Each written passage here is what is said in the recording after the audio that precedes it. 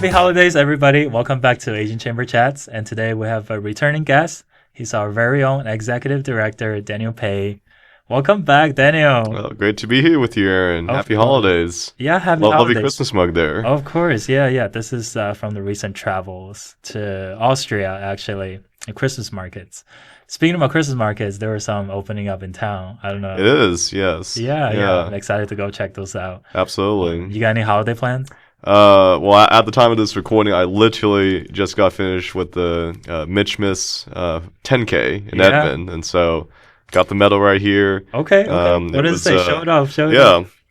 So yeah, Merry Mitchmas. There's quite a few folks up there. Okay. And just about over an hour. I'm preparing for the half marathon in April for Oklahoma City Memorial. Dude, so you ran a 10K today? Yep, and went home, took a shower, and then came right here. My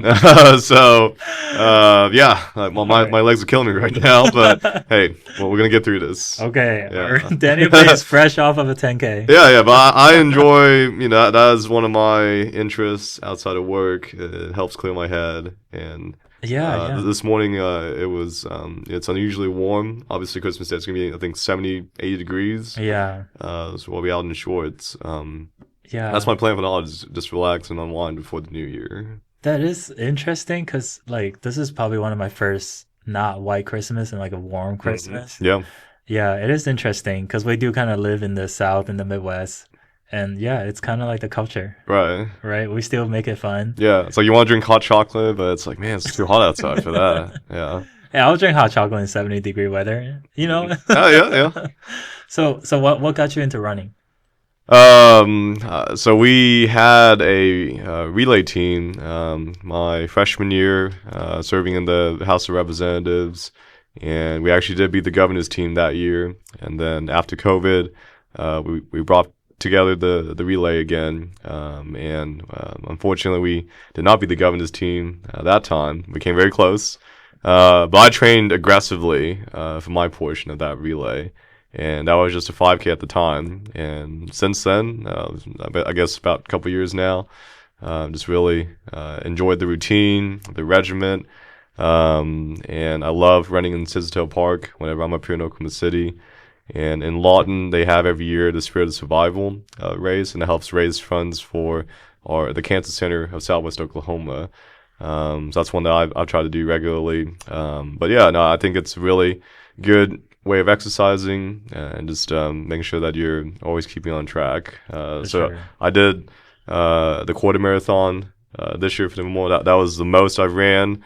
And then, this morning with the 10K, that's the second time I've ran that distance. It's been a lot of 5Ks, but that's 2 10Ks, and then we'll have the half marathon next year. Okay. I don't know about a full marathon at this point. I'm not taking it off the table entirely, but we'll see how the half goes. I have realized the OKC Memorial Marathon is probably one of the most meaningful marathons. Yeah, and you ran it too this past spring. We saw each other afterward. Yeah, I did. We're all sweaty and tired. Yeah. But we made it. At the beginning, it was so emotional. Absolutely. The whole community come out. They were all here with signs, and because a lot of people's their relatives were lost in the bombing. It was the 30th anniversary this year too. Yes, in the bombing. Yes. It was one of the most meaningful marathons I've done. And, do you do marathons then regularly? I think the highest I've run is a half.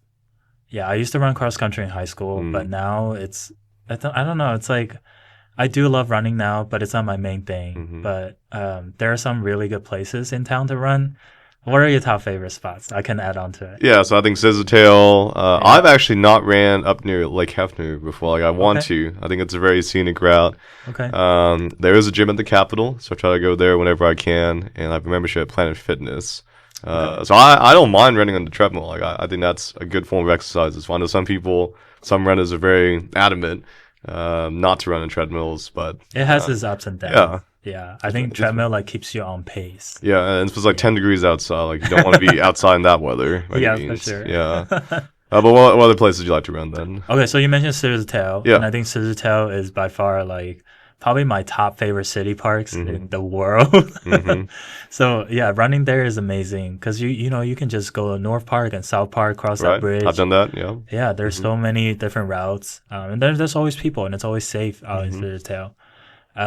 But Lake Hafner is really fun too. If you live in the city, Lake Hafner is a 10-mile loop. Mm-hmm. I mean, you don't have to do the whole 10 miles, but there's always so many people, and it's a beautiful lake. Yep. The sunset is amazing. Mm-hmm. But right here in the Asian district, Military Park is really good Mm. too. Yeah, it's a short one, it's a small one, but it's just nice to jog around. Yeah. Yeah. Also at the Wheeler District, right around the Ferris wheel. Oh, yeah. I did a 5K a couple weeks ago. The Wheeler Park, is that what it is? Yes.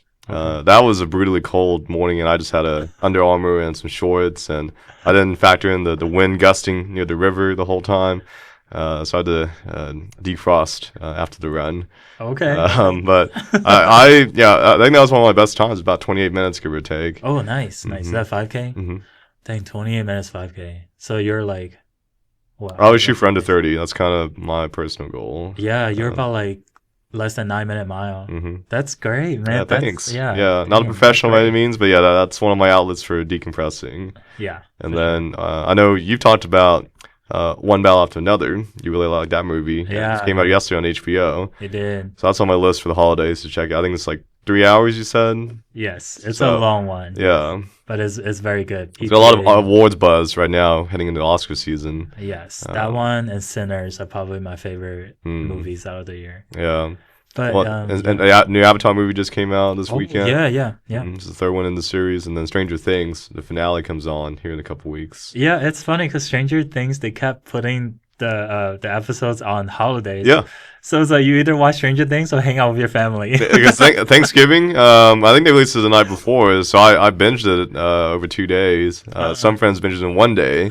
And then Christmas Day next week, like on Thanksgiving, it came out on Thanksgiving. Mm-hmm. Yeah, and then the series finale will be on New Year's Eve, which I think they're actually releasing it in theaters for a limited period of time. Because it'll be about close to 2.5 hours altogether. So it is essentially a movie. That's what we should do. We should drop these episodes like on the holiday. Well, this one especially, given how we're dressed. The holiday season. Mm-hmm. Yeah, exactly. We're really bring on the holiday spirit. Yes. Yeah.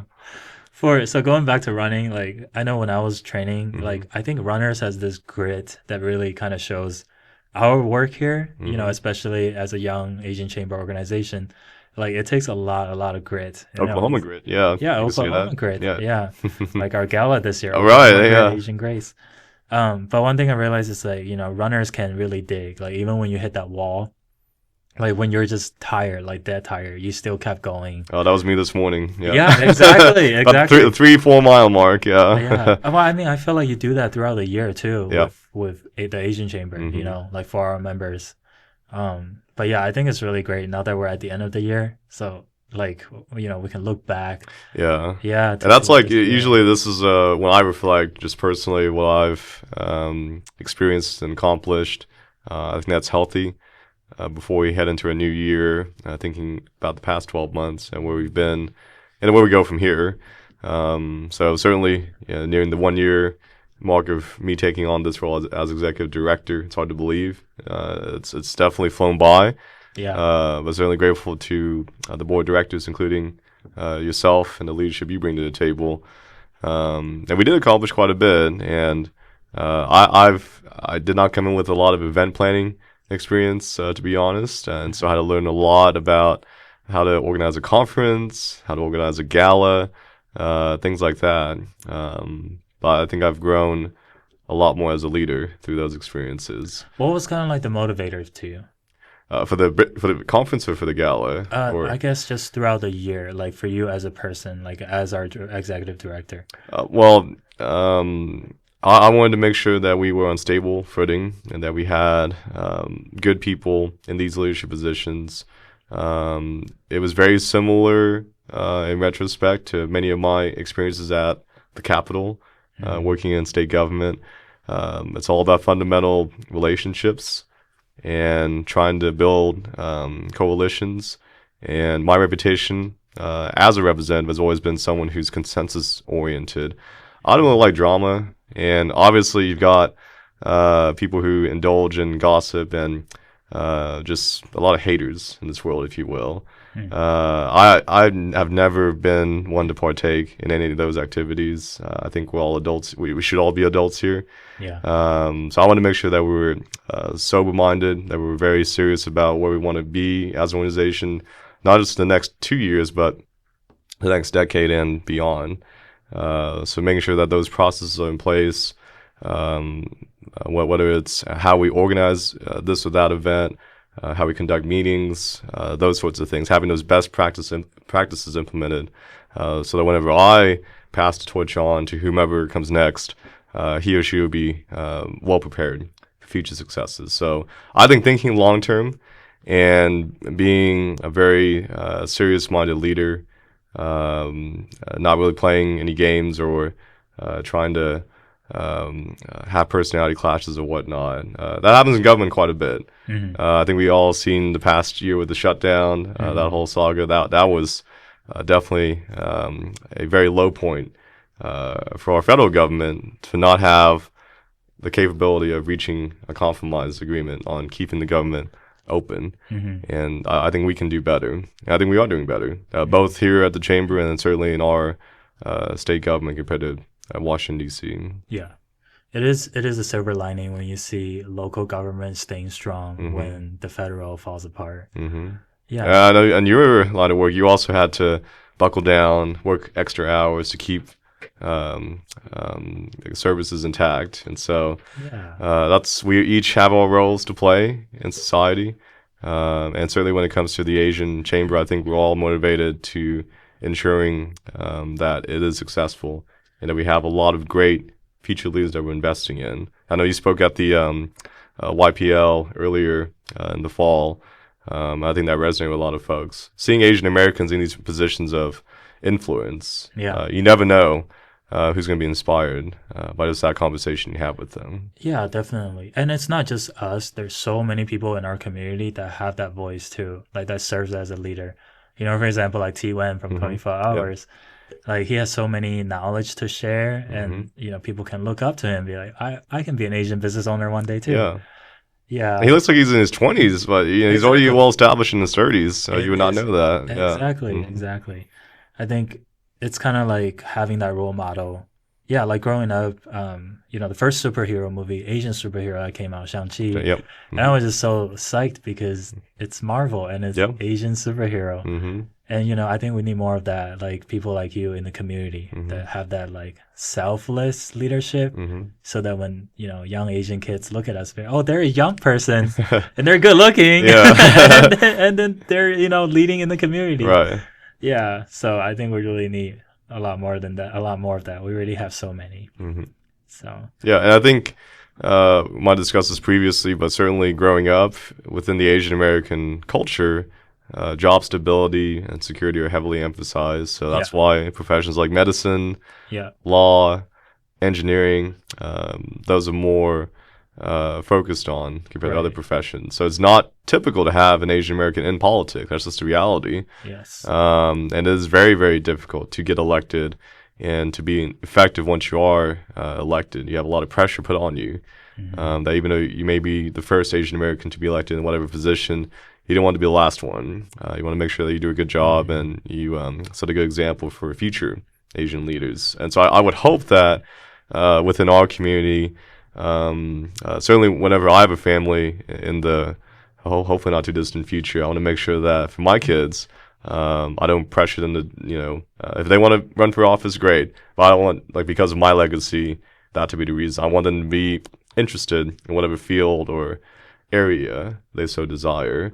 I think kind of making sure that you encourage them to explore those options and those opportunities. I think that will set our community up for success as well. Yeah, you touched on this really interesting point where, like, if a white leader, you know, if someone who's Caucasian and if they mess up, they're just, that person messed up. But if someone who's a minority, you know, if someone who's Asian, if they mess up, and then people are going to say that Asian person messed up. Because, you know, that's just a minority, that's being a minority.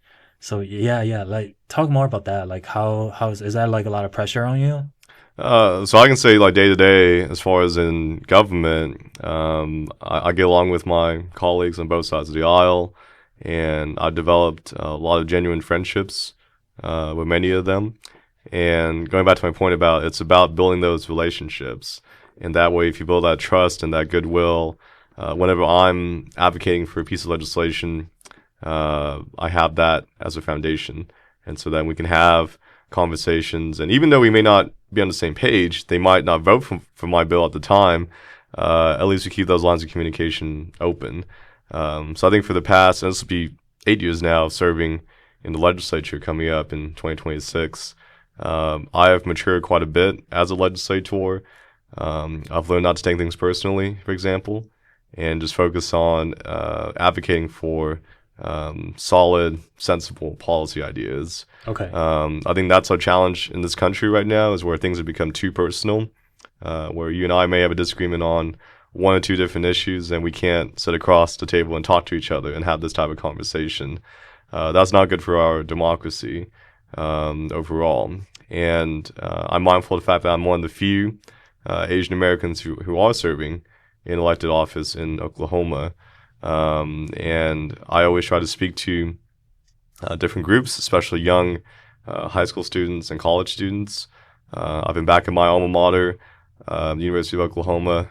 Obviously, last night's game could have gone differently, but hey, I still had fun at the tailgate. It was not fun waking up this morning to run the 10K, but again, I made it both happen. Might need to drink some of your coffee here in a bit to pick me up. But what I'll say is I've been back at OU multiple times since I graduated, and spoken to different groups and encouraging them to consider a career in public service, and to have them understand that it is absolutely possible for Asian Americans to be in leadership positions. I think the stereotype is that we're more reserved, behind the scenes, quiet, meek, and all these other adjectives you can throw at our community. But I think reality is more nuanced, and I'm not the most extroverted politician by any means. I identify more as an ambivert. I don't mind if I go to a reception or to a party. I have no idea who's in the room. I like to meet people, but I need time to run and exercise and get off the grid whenever I can to recharge my batteries. So I think the reality is more nuanced than every Asian American not being willing to serve in public positions or anything like that. Everyone's different. And so I think if I can convey that message for however long I have left in these positions, that'll be my main focus the next several years. Yeah, that's cool. Like, we're Asians and we're also individuals. Like, we have individual personalities. Correct. It's not a monolithic ethnicity by any means. Exactly. Yeah. And I think it speaks to like the creative field too, because a lot of Asian, like you mentioned, Asian parents' expectations. There's the lawyers, the STEM Right. careers. So in the creative fields, where it's like musicians or comedians, like you don't see, that's not like the typical mold for the Asian career. But I've seen more young people breaking out of that in recent days, recent years, which is great. And certainly within the Korean American community, you have cuisine, television, movies, music, all of it really taking off. And I know many of my friends who 5-10 years ago, they had no interest in Korean culture or food. And now all of a sudden, that's all they want to focus on. And I think it's awesome. And it just shows that as we're developing throughout the world as society, that we're more interested in learning about each other's cultures. And certainly the Oklahoma City Metro, as this community continues to grow, with the Olympics especially coming in 3 years, I'm very excited to see where all this goes and how we can tell that story for our community. Koreans are like the Hollywood of Asia. Like, you guys do all the cool stuff. Like, you guys have K-pop, all the K-dramas. Right. Like, Koreans are like the glamorous, like the skincare. Absolutely. Skincare. Oh my goodness. Yeah. Speaking about, going back to the chamber, kind of reel back to what we've done. You want to play this game where like we talk about our favorite events? So I'll let you go first. So you go ahead and talk about your most favorite event, like the one, and then I'll tag one, and we'll go a couple of rounds. So as a good politician, I'm gonna slightly tweak the question. Okay. And I will say my favorite reoccurring event that happened this past year was the gala. This was the third annual gala we had. Dang it, you took mine. That's why I'm a politician. Okay. I can read people's minds. But it was the first time, though. It was at Vast. I think the venue was spectacular. I know Princess has been on the show before, and I think without her leadership, it would not have happened the way it did. And so she did an incredible job.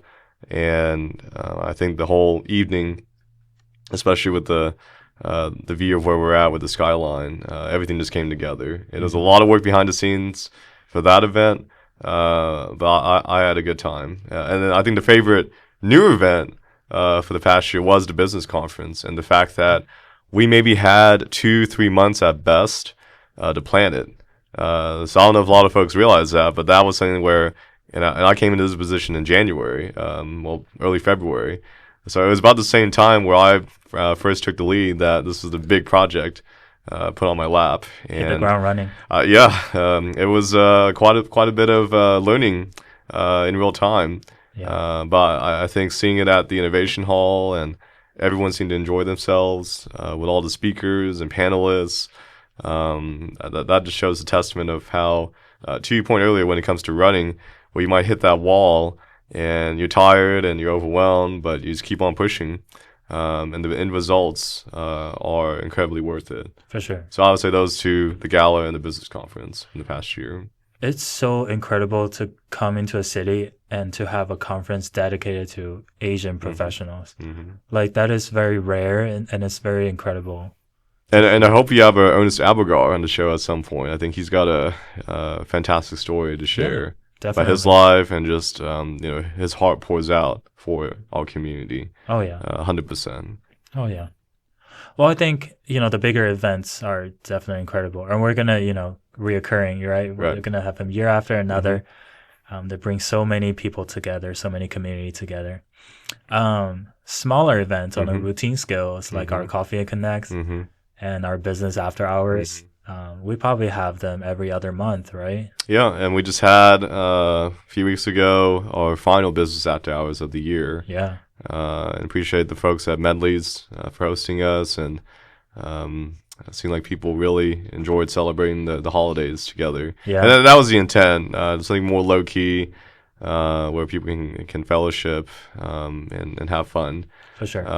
Now, heading into next year, something that I would like to focus on is that we have events on a case-by-case basis. So, for example, if we have a new member who joins and they're very enthusiastic about hosting a Coffee and Connect or business after hours, by all means, I think we should work around their schedule. We should not be constrained based on the calendar of events we have at the beginning of the year. If something comes up, I think you got to be flexible. Yeah. And again, I don't know if folks realize this, for the gala, it was supposed to be in September, and we pushed it back to November so that it was even more of a high quality event for our members and the general public. I have deep respect for companies like Apple and Nintendo.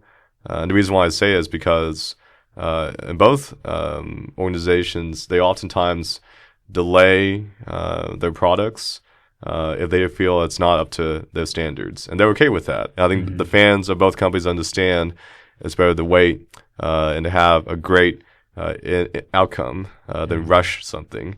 And with Apple, because I do think of Steve Jobs as one of my personal role models, I appreciated the fact that, for example, the iPhone was not the first smartphone on the market, but I think it's become the best one.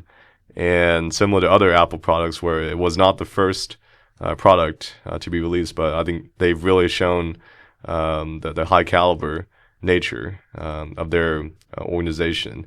And similar to leadership, where the temptation's there, try to react instantaneously and make decisions in a very quick manner. And sometimes you have to. Like, I'm not naive to understand that things come up and you have to make those game time decisions. But if you can deliberate, reflect, and make the best possible decision after you do a lot of thinking, and you may not be the first one to, for example, release a statement or have an event for another organization or anything like that, I think it's better to wait and be deliberative and then have a really high quality event in the end. Yeah. And now with Apple, I know that's something that we're still trying to convince you perhaps to switch over. I see John in the background. He understands.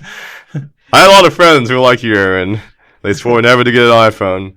And one day I just saw the blue message bubbles pop up. So who knows? Who knows? Well, we're not gonna delay our events like Apple delayed their products, years and years. So we'll delay our events probably like we'll a few weeks. Yeah, yes, right. yes, yes. Yeah.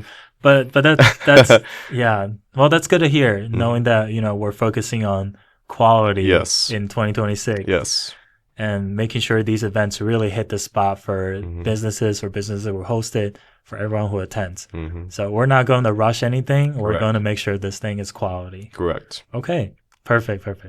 I specifically remember when I first came to town, like I saw an event like Business After Hours or things like that are too businessy, and I get in my head where it's like, I'm not there yet. Yeah. So when I saw like a Coffee Connect, and that was a good gateway to go in if you're like a young professional, if you just want like an easy way into our community. Yeah, and I've been to a lot of these other organizational events where it can be intimidating, and you walk in and you have clicks. Everybody's in suits. Right, and I appreciate the fact for the Asian Chamber that's not really this reputation. Yeah, it's not really our reputation, where we're more approachable and we do focus on authentic relationship building. And certainly through that, you can find services and programs that will assist you in whatever you're looking for or doing.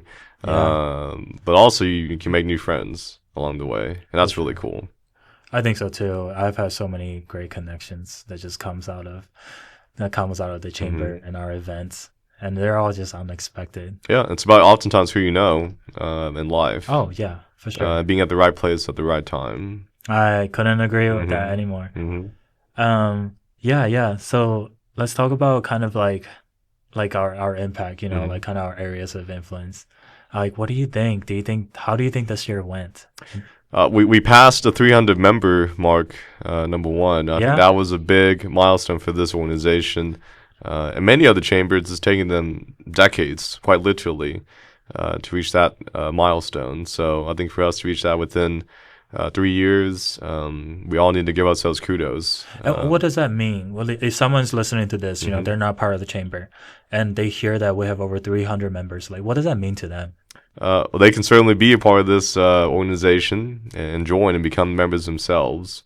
And you can be part of this community where you get access to information and opportunities that you would normally not know about from the outside. So for anyone who wants to learn more, certainly they can talk to any of us and we can tell that story. And I think that particular data point shows that this organization is taken seriously and that there are quite a bit of supporters out there in the community. For sure. And that's a testament to the interest and the desire for many folks to invest in a Chamber of Commerce focused on Asian American businesses and entrepreneurs. Otherwise, I think the fact that we had many new folks join the board of directors, folks including like yourself who bring a lot of energy to the table. And that's really, from what I've learned in the past, essential for any organization for long-term sustainability. The temptation is there to always keep the same folks and have the status quo be the way it is. But I do believe in challenging the status quo and having turnover and new ideas brought to an organization. That's helpful. And it's good to have those conversations. And again, having the first ever business conference that this chamber has organized, we have a solid foundation for that heading into 26 and then beyond.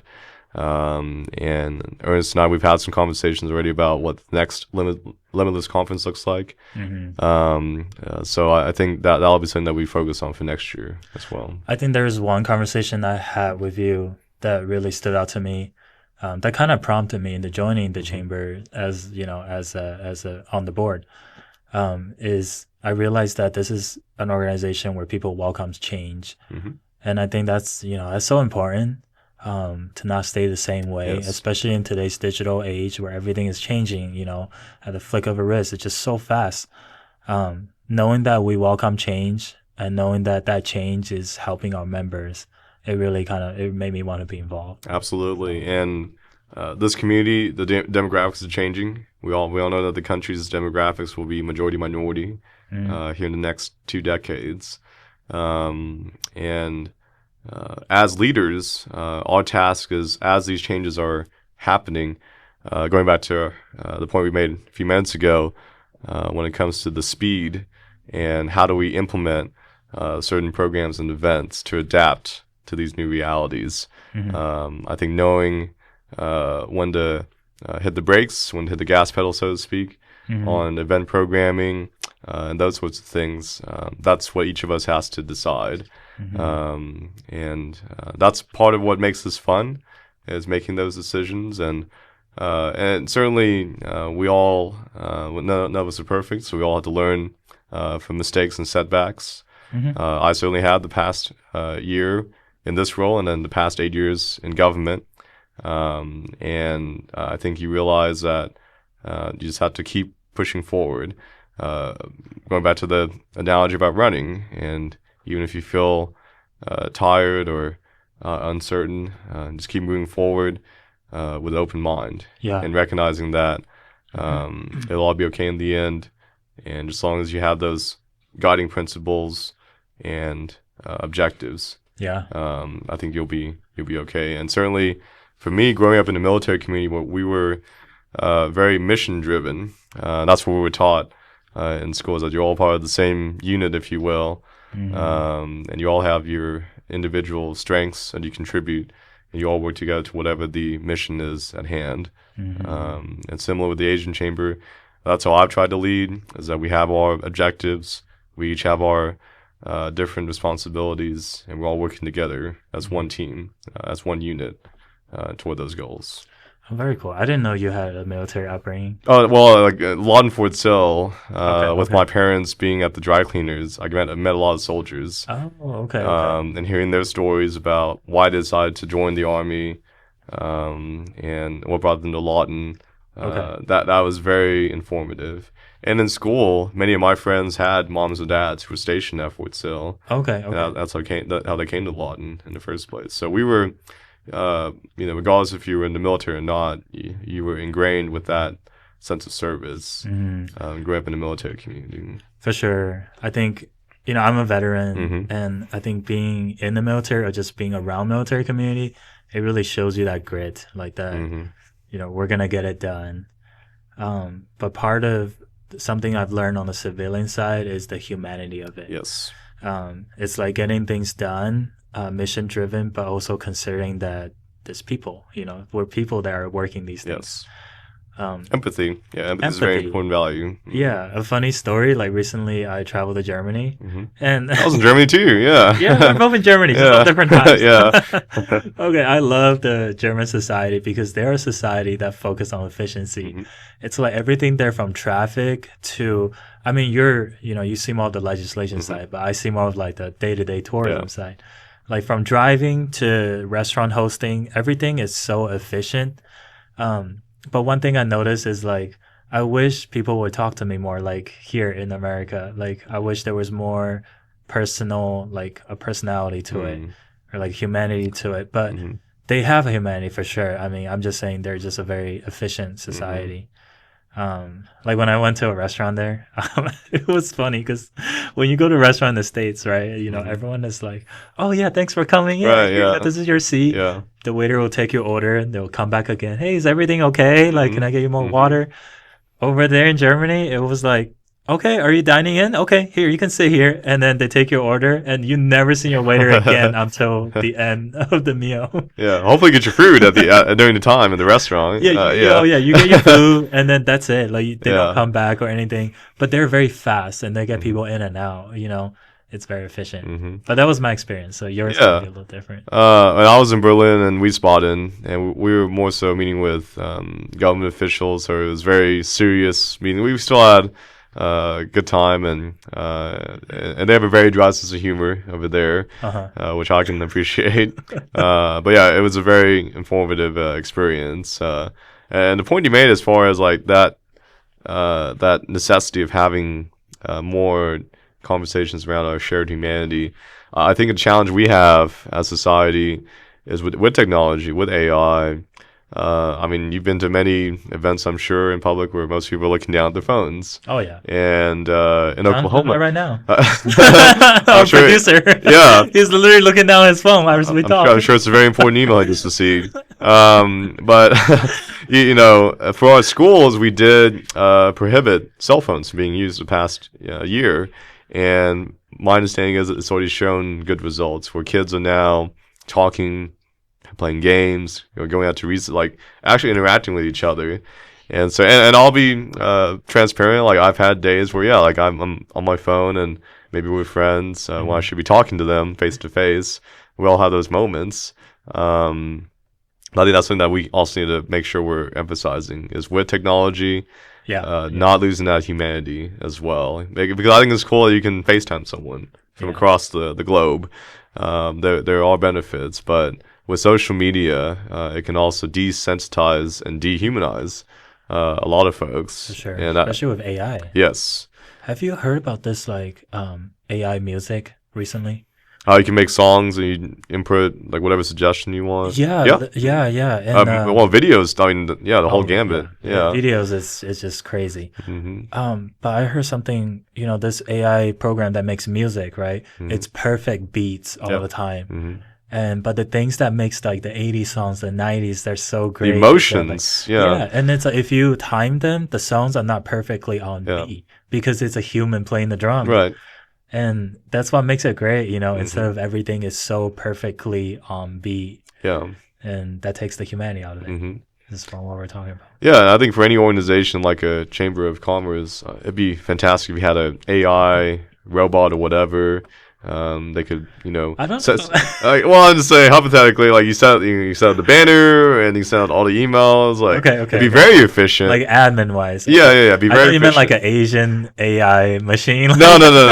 I mean, the way we're going, who knows? I'm sure someone's out there thinking of that. Okay. But like as far as like those basic operations, certainly it'd be wonderful. But you lose out on a human component. And if you have like a ruthlessly efficient business after hours where everything's on time and everything's set up as it should be, like all that stuff, it's not as fun in my view. I think part of our with leadership development, with organizational development, it stumbles in trying to make sure to pick yourself back up and learn from those setbacks. I think that's where, when it comes to this debate about humanity versus AI and what happens, you cannot lose that human element at all. Mm-hmm. Well, pivot a little bit. Since we're both Asian Americans, I often have this like identity crisis where I don't know where should I belong. So recently I was traveling in Europe, and Europe is predominantly white. Yep. So when people look at me, as a tourist, they don't think they can speak English to me at first sight. So they'll be like, even like Europeans speak English, most of them, and they will kind of be like scared to talk to me at first, because they don't think I can speak English. And once I open my mouth, they're like, oh, you're an American. Like, okay, we can actually talk.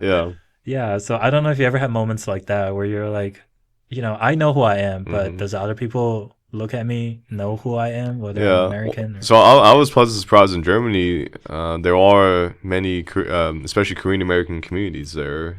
In Berlin, specifically when we were there, it is more heterogeneous than I would expect for a European country. I think that's the trend across the continent.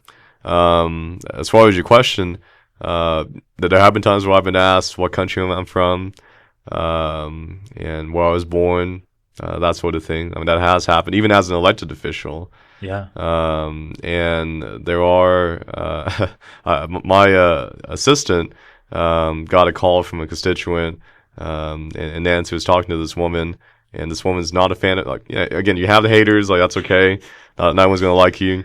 But she was just being very nasty and rude, and at one point she told Nancy that he needs to go back to where he came from, and Nancy responded by saying, "Well, I think he's born in Lawton." And she's like, "Well, like," and then so you got a lot of folks out there who think like that, and Yeah. I would hope that they can, change their minds and see that it's not really a good way to live, having that in your heart. But yeah, it's happened to me, even as a public official. So no doubt when it comes to that topic of identity, I think you have to embrace who you are, embrace your culture, and be proud of it, and recognize that the times are changing. I think that type of resolve is going to be more prevalent, where we try to encourage each other's cultures and celebrate it. Right. When you're saying embracing a culture, it's kind of like it reminded me. Like I've never really identified with one culture specifically, whether it was purely American culture, or purely Asian culture. Kind of growing up in both worlds. So it's kind of this new sort of culture where like the Asian and American blends in together, and that's why I'm seeing more and more happening in our community. Yep. Is like this new culture where it's not completely American and not completely Asian, but a blend of both. I think you can look at food, for example. I think there might be a future episode about this topic. I don't know if this was discussed before I got here, but I look at Mott that just opened up. It's a new Korean steakhouse, and I went there a couple weeks ago. And the menu itself, it is Asian fusion. It's not 100% Asian cuisine. It's not 100% American cuisine either. I think that's a good illustration of how these cultures are blending. And it was hard. It's hard to get a table there, honestly. Like it shows like a lot of people are interested in more of that approach. And I think the fact that our country has been called the melting pot for a reason over the many decades, and I think that's part of our strength as a country. Is that we're able to have all these different communities, all these different identities. And we have those shared commonalities too on our values like freedom, education, whatever the case may be. We need to do that more. We need to encourage people to more to blend the cultures together. So I think sometimes it can be a little scary, when you're blending American and Asian culture. Like you'll get criticism from Asians, be like, "Oh, that's not totally authentic." Yeah, I think we need more pioneers and people who are not afraid to blend things together, and that's how we get closer and closer. Absolutely. Yeah. Cool. Let's see. What else are we talking about? Anything more about the chambers from last year, this year? You'd like to touch on? Yeah. So I mean, this is still a fairly new organization, wrapping up year 3, and typically this is when you have the fork in the road moment as an organization about which direction you want to go. Okay. And I think we did well in making our decisions, whether that's choosing our team or what events we prioritized or anything like that. And I think we're now on a good path moving forward. But other organizations where you're at this point in time, it can be the turning point where you have progress no longer being made, or things fall by the wayside, you get burnt out, anything like that. And certainly we've overcome challenges, and I think we're in a better place today than we were a year ago. No doubt about it. For sure. What's your advice for someone who is at that turning point, who either you choose one way or another? What's your advice? Like, what's like the focus they should focus on? I think ask questions. That's why I did it quite a bit when I first took on this role about, hey, like with the nonprofit executive director, with the chamber executive director, what do you do? And what was some of the best practices or lessons you've learned? So I had a lot of meetings and just asked away and got a lot of advice, good advice. And just trying to reflect and pray about what you want to do moving forward.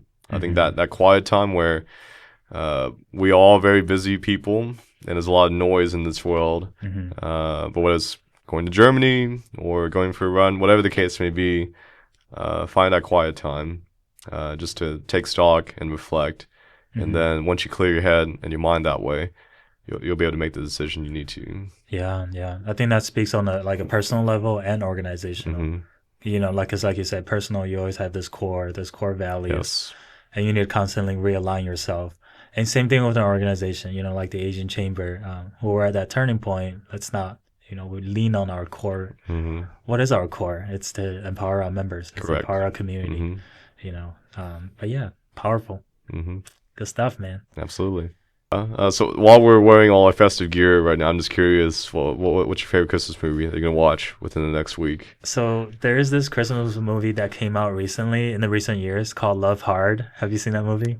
So I've seen Love Actually. That's my favorite Christmas movie. Yes, Yeah. it's kind of like a play on that. Okay. But so it's Jimmy O Yang. So it's an Asian male lead. Is this on Netflix? It is. Okay, It yeah, is. I've seen the advertisement for it. Okay.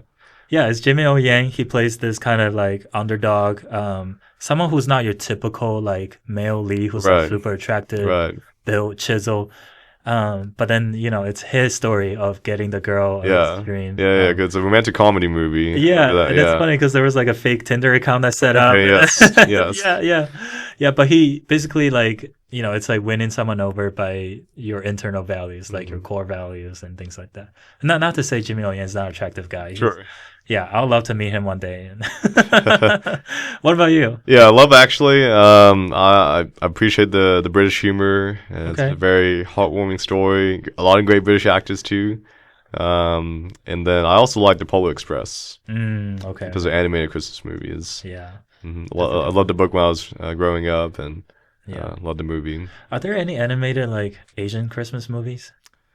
Not to my knowledge. Okay, like Turning Red. Is that one? Was that? Well, that's Pixar. Okay. I don't know if that's Christmas per se. I mean, we can have that debate. Okay. Yeah. I mean, okay, maybe that's not Christmas. Yeah, I was thinking about Red, and it's all red. Yeah, but gosh, that was like 2-3 years ago, but I remember seeing it. Okay.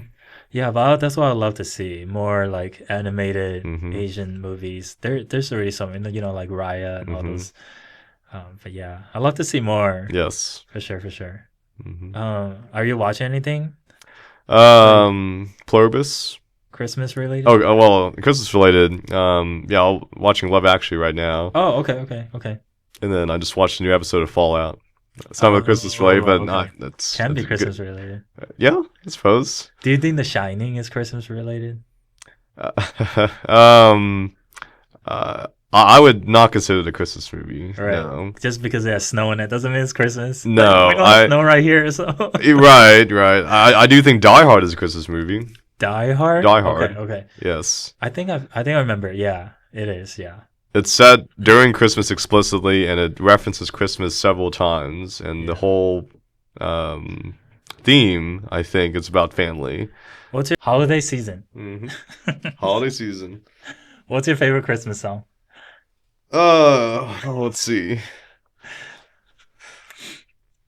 Mine is the All I Want for Christmas is some good Asian food. Yeah, that's Mariah Carey's song. That's exactly how I remember it. I grew up with a lot of cartoons, so I think Rudolph the Red-Nosed Reindeer. Okay. Yeah. It's like Rudolph the Red-Nosed Reindeer. He loves the Asian noodles and I love the blending of the cultures, right? That's what we're talking about. Jingle bells. Oh, jingle bells. Yeah, jingle bells. Jingle bells, jingle. Kimchi all the way. We need more Asian songs that are like Christmas songs. Which they are. Like, it's just in another language. What are some Asian Christmas songs? Oh, you're looking on your ChatGPT. It's going to use ChatGPT then. Well, we should create like an Asian ChatGPT. Like... They're actually, so we have Christmas in Our Hearts by Jose Mari-chan. That's Filipino. Oh, okay. Last Christmas by EXO. It's K-pop. Okay. Snowflower by Taeyeon. And, oh no, it disappeared. Okay, that's all we get for now. Okay. That was a whole list, yeah. Okay, we'll go back to listen to those and we'll come back. And we'll perform, I suppose. Okay, what about your favorite like Christmas food though? What kind of? So we're talking about drinks, right? What are your favorite Christmas drinks? Well, eggnog, hot chocolate, just cookies, Okay. The classics. Yeah. Okay. It's always like Christmas food now I think about it, because it's not like, Thanksgiving you got turkey, mashed potatoes, Yeah. green beans, but yeah, Christmas food. Yeah. Well, how about you? When I think of Christmas soup, I think of like the hearty stuff, you know. Like recently when I was traveling to Europe, they have like just really hearty like soup, like boiled beef and like potato dumplings. It's funny because I ordered dumplings and the dumplings there is different than the dumplings we have in Asia. So I get like the dumplings, it's like flour wrapped in the flour, and I'm just like, is this just like a carbs dumpling? But yeah, it's interesting. Recently I tried something in this cup called Glue Most. I don't know if you ever had that. Glumos. Yeah, they sell those at the Christmas markets. But it's like a mulled apple cider alcoholic, and you don't think it's alcoholic, but after two, That's it gets dangerous. dangerous. That's Well, yeah. I get the Asian glow. Do you get the Asian glow? Yeah. Okay. Okay. We both get red. We'll be like the color of our Right, the shirts. shirts, yeah. It'll just be one. Like, wait, where did Daniel go? Uh, But yeah, yeah, I think this is a great episode, man. I think yeah, want to wish everyone happy holidays, Merry Christmas, yeah, Happy New Year, and we'll hit the sure. ground running in 2026. for sure. We'll Yeah. see you back in 2026. Yeah, definitely. Absolutely. Well, happy holidays to you too. Likewise. Yeah.